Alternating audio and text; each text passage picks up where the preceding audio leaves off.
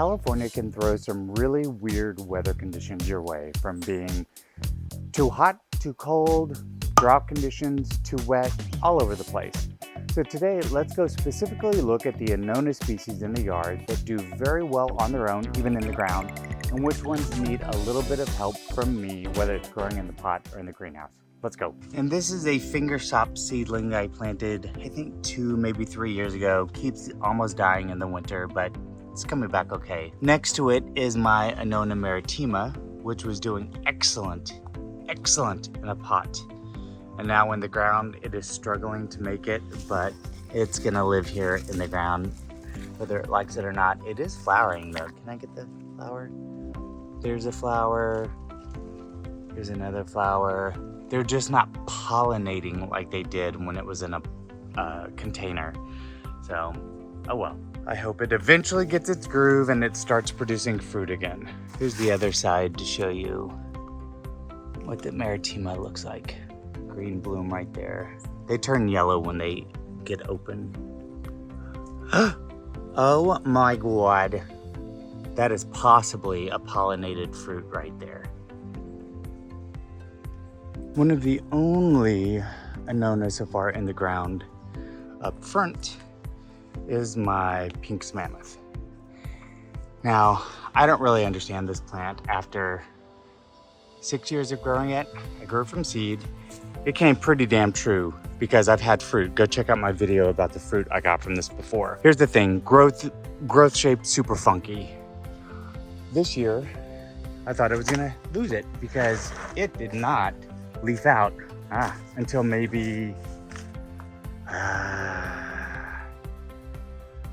June. I kid you not. So no fruit though so far. It had hundreds of blooms and no fruit. And here's one thing I have to say that's super weird about this one. Not a single graft has survived. This was Lisa, Lindstrom, Barula, Israeli Red, Dream, Arkin, all these different ones. Every single time you try and graft this particular tree, you will not be successful. It will die. Just like that. Each and every time. I even had one that took. It was like one up here. It's called like Aaron's. And for 3 years it lived. Finally, it died. So just weird, but I don't know why I'm not getting fruit this year. It could be weather related, could be moisture related, but it's a rather large tree. I would say 6 to 8 feet wide, 13 feet tall, but that branch is going all over there. So this winter, I'm gonna hack it back. To where it is a bush. Since none of the grafts are living, doesn't really matter. Yeah, and so I'm gonna make it into something that's more manageable. But Pinks Mammoth, one of the more delicious fruits I've had. It is truly worth growing, but it is not the easiest one. Just saying that. Some Atemoya I'm growing from seed from an unknown fruit, but it was apparently really delicious. And then, see, this was my super sister, which was doing great until this past week. So after, let's see, I grafted this in March 2023, doing well, now going to be dead in September 2023. Hello, bahiensis. You are coming out and you are not looking so great. So I'm going to have to protect you. I'll bring you out and give you some love. This is Gerolita. It is doing well this summer where it didn't do well last summer. So most of this growth is just from this year, and I hear really good things about this fruit. So I am looking forward to putting it in the ground and having it bloom. Guys, I'm not even gonna cover the shit show that is my Cherimoya back here that is of so many different grafted varieties. It's just awful. From Mr. Min to regular to Lisa to all these other ones. Back here It is ginormous. 20 feet tall, 20 feet wide, blooms all over the place. Delicious, huge fruit, but the rats get every one of them. In fact, I counted, I think, 10 fruit here the other day, and I'm coming back and not a single, oh no, there's one fruit. So out of 10, one remains. So yes, I need to open the canopy and get some of that stuff. Maybe they won't attack them so much, but this is just, I have everything from Orton to Pierce to Lisa to like all this stuff. And it's just, it's too big. It's too overwhelming of a tree. So unfortunately, when I plant some of my others in the ground, this big bad boy is coming out. See, it goes all the way up there. It's just too big. Bye-bye. Here is one of my grafted. This is going to be Big Sister. Next to it is a seedling that I grafted with lots of different things. Oh, stupid rats. Oh my God. This one was doing okay, but then something broke off. This is Super Stidifol. Whatever, I don't know how to say that. Didn't make it. Lindstrom made it. That one's living. So that Lindstrom's doing okay. So this was just a seedling I said I was going to do a cocktail tree of. This was 4718. Yeah, those never lived. It died. So it's going to remain my cocktail tree. I'll keep putting different things on it.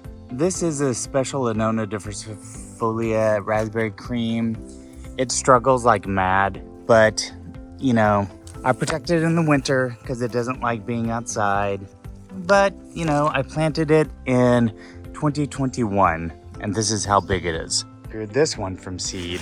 Oop, hello, bloom. So this Emarginata, I don't know, 11 feet tall. And it has lots of blooms all over the place. And it counted something like, I don't know, over 20 blooms. But I do not know if I need to hand pollinate this or if something else pollinates it. Let me see if I can step back. So Spinescence, 9 feet tall. Emarginata, 11 feet tall. Very, very, very, very pretty foliage. It is gorge, but I'm looking forward to getting fruit. This is like a Rollinia, except cold tolerant. So it does live okay outside. This one is Giant Attis. It's a grafted one from a friend of mine. I kid you not, before this summer, this was this big. So this entire growth you're seeing is from this year. It is crazy. This is my Annona glabra that I have to protect every winter because it dies. In fact, you can tell where it died, and I just cut off the dead part, and now it's great in the summer, but it has to go into the greenhouse for the winter. This little section is Annona glabra that do not do well. I'm keeping them in small pots. Nah, they're not doing well. This is an Annona montana, which even died in our heat wave, but is now growing back down there. I do have a good montana, I'll show you. And this is actual Lara Folia, and look at the difference. This is Lara Folia, and this is Lara Folia, which is barely getting its groove on now. It is slightly younger, but I mean, it almost died. Look at all these dead branches. It's coming back. I did hear that this was a little more cold tolerant, so we're gonna see what happens. Here's my grafted Lisa. I really do not like the way the graft grew. It grows funky no matter what. Just warning you if you try and grow Lisa. Not the best shaped plant. Also, I've hand pollinated this one for days and have yet to get fruit. And now we go into the longiflora that's on the ground. The little sucker I see down there, doing okay. This one, beautiful, big, round leaves, and it has flowered and flowered and flowered, and I've pollinated and pollinated to no ends because this is always my fate. Just dead flowers. They're huge. They remind me of diversifolia flowers actually, but for some reason they are not taking with whatever pollen I have currently available. I did it self, I did it with Parvaflora, I did it with Cherimoya, Atemoya, everything. Nothing took. So it may be an age-related thing. Who knows? Gorgeous. I'd say 7 feet tall. This is one of my mini longifloras in a 15-gallon pot. And as we go up and up and up, lanky, but this babe is probably 9.5 feet tall. Has not bloomed like my other one did. Another longiflora that's doing much better than that other one. All right, this is my other Montana. So I kid you not, this is why I'm selling some of these. This Montana is the one I'm keeping for sure. Also like 13 feet tall or something crazy like this. And the leaves are like this. This is like the mountain soursop. It does great in our winters. In fact, most of it, this one, barely deciduous. It stays pretty much green. I wish it would flower and fruit, but maybe next year, or if I put it into the ground, it would, I hope. Oh, I'm gonna get some Wampy fruit finally. That'll be a different video. All right, so this is another one of Montana's, right? Golf ball size diameter trunk. It's so funky. If I pulled out its root ball, see how it's moving so easy in here? Its root ball would maybe be 6 inches. I don't know what's wrong with this one, but oh my God. Talk about big and tall and healthy with a 6-inch root ball. See, that limb died, but that limb is doing great. So it really is enjoying this heat wave that we had.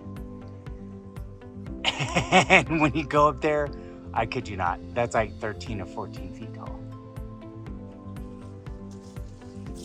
So I'm just letting it go off to the side until I do something with it. This is a much healthier Montana. But what's weird, some of my Montana leaves look different than each other, all from the same source. Special collection of Montana, and each one looks a little different. But this guy's in a 3-gallon pot, doing very well, likes it. This is one of my Rollinias that I'm actually looking to get rid of. You know, they all have different names. Let me make sure it's not the true Rollinia. Oh, I'm sorry. This is the mucosa. I lied. This is the regular mucosa. This is my Neo Insignis, which I said possibly cold tolerant, but protect just in case, which means last winter, it did horribly for me. So now it is doing pretty damn good. Neo Insignis, it's in a 15-gallon and it has really taken off. So I'll put it back in the greenhouse probably into November. This is Lara Folia number 5 from Marcos. Planted it in the ground. I do believe it lived outside okay in a container in the winter. That's why I said you're going in the ground and let's see what happens with you. So not a bad looking plant. It took the heat for it to really start to take off. All right, so this is Lara Folia number 1. We had covered number 5, and now this is number 1. Also took a long time to get going. And this is a little dwarfy. See, like much taller last year, but this all died back. And now I'm getting growth from the bottom.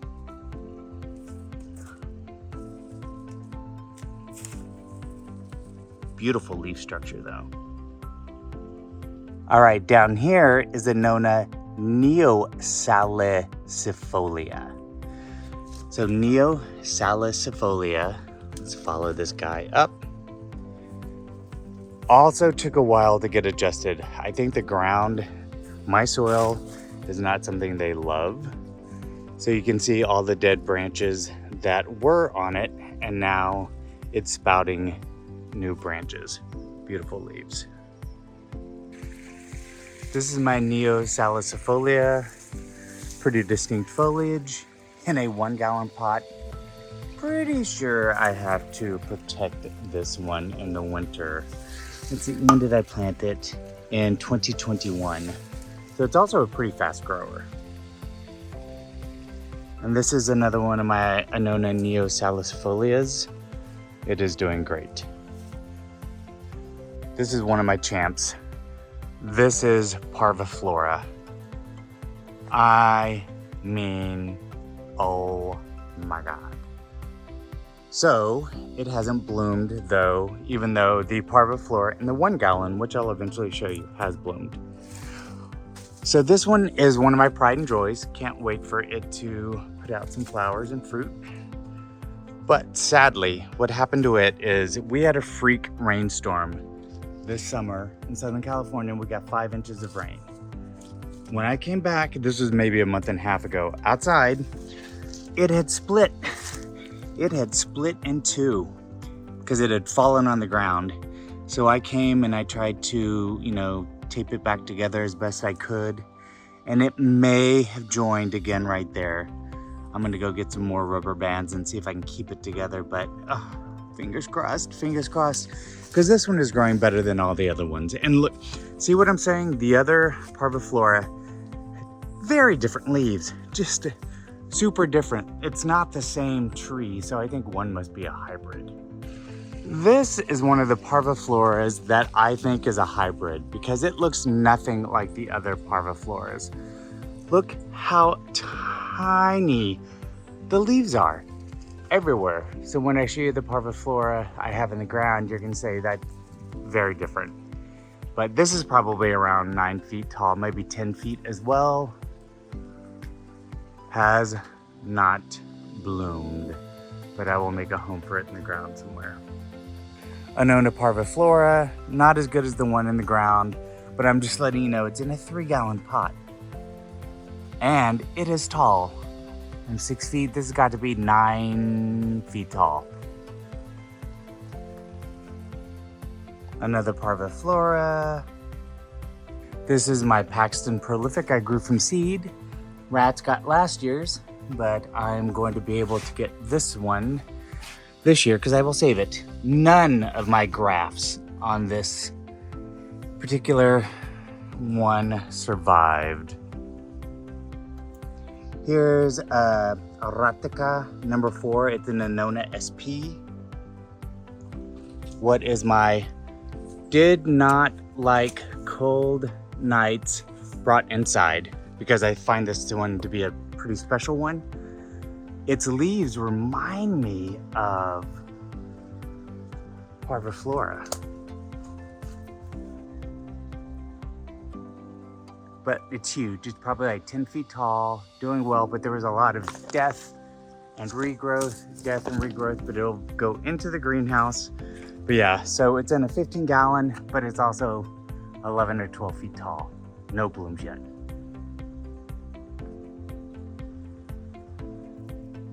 Here is my Spinescence I planted from seed at the end of 2020. And I am mad because I had flowers last year, but no fruit. So I would have been one of the first ones to fruit it, except that the little tiny fruit nubbins fell off. And then for whatever reason, this winter in California, it absolutely got devastated. In fact, I was thinking, wow, am I gonna lose this one? Because it's semi-deciduous, but man, it got beat up by winter like mad. So I put it in the ground in March. And only now in September am I seeing the proper beautiful growth. So unfortunately, it only has about a month and a half to grow more. And then it's gonna go through the same beat up pattern that it did last winter.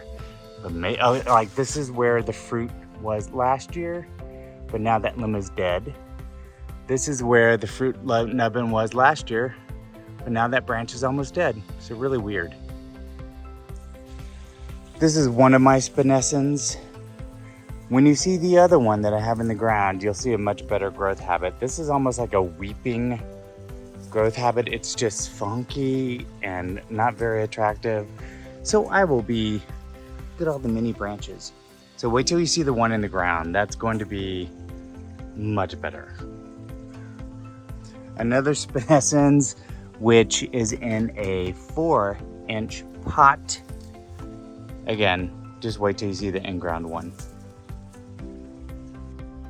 This is my green sugar apple that I have grown from seed. So what is cool about this, besides it is leaning over and literally going to fall down if I don't stake it, is that this year I did not pollinate like I normally do. This is a labor of love. Before I go into this, I have to give this so much care. In the winter, I put it in the greenhouse with the heater. But this year, I'm going to have 1, 2, 3, 4, 5, 6. And I do believe I counted more somewhere. So there's at least 6 on, and I will go and I'll pollinate the other flowers. So I'll get more than 6, and I'll try and create some hybrids. But yeah, super cool.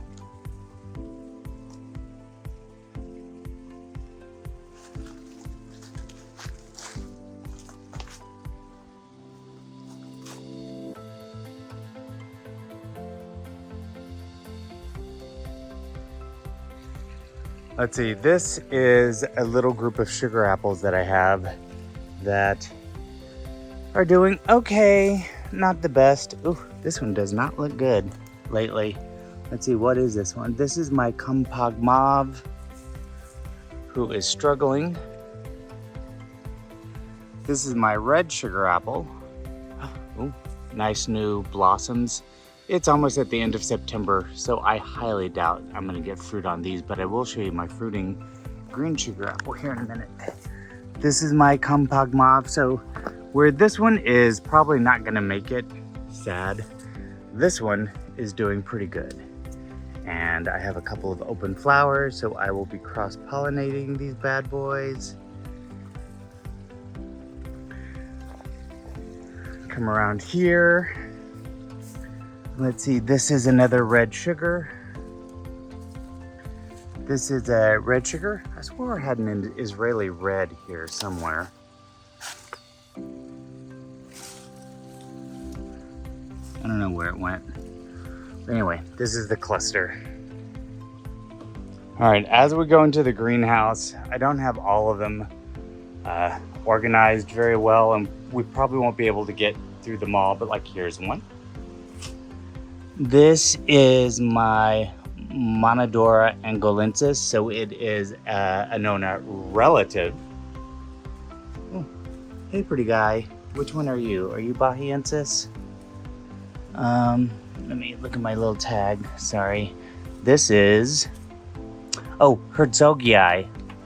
Is supposed to live outside, supposed to be okay outside. Does not do well outside, so I have to do him in here, or he will die. Oop, I see an Annona over here. Okay, where are you? Where are you? Where are you? This is Annona bahiensis in the greenhouse, as opposed to the bahiensis outside. They both struggle for me.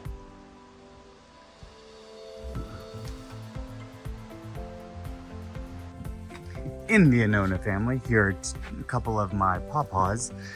These two are Semina obovata. So here's one doing very well. Here's the other, a lot more dwarf in nature and got burnt by some of the heat, where this one doesn't seem to be affected by anything.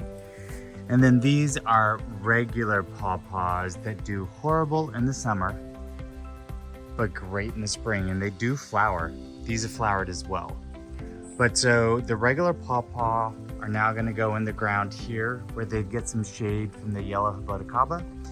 And then the obovata are gonna go here. And everything's gonna be super crowded in this little area, but it is what it is, and it'll free up some space over there. Here's my son Koya. I put in the greenhouse every winter, then I move him out into the brutal sun every summer. It does come with a jumping spider, so you know there's that. Every Koya needs to come with a jumping spider. Leaves are beautiful. It has done better and worse depending on our conditions every year. God, my God, this little dwarf plant of mine is maybe 8 years old, grown from seed. So I keep losing it, then it comes back, losing it, comes back. But I think we're gonna end on that today. Yeah, I have others, but I would have to go and find them. They're probably hidden in the greenhouse, and they're smaller. I've lost as many as I have been successful with. So that's my journey so far. Don't forget to like and follow for more.